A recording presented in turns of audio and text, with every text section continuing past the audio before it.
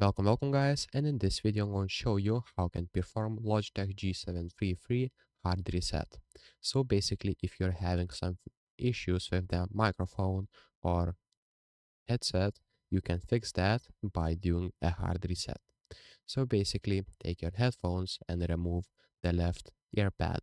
You'll see the marking for the right and left. So make sure to remove left ear pad and you'll see two buttons right here. So you see one for pairing and other for resetting the headset. Take something sharper and smaller and push this button and it will perform a hard reset.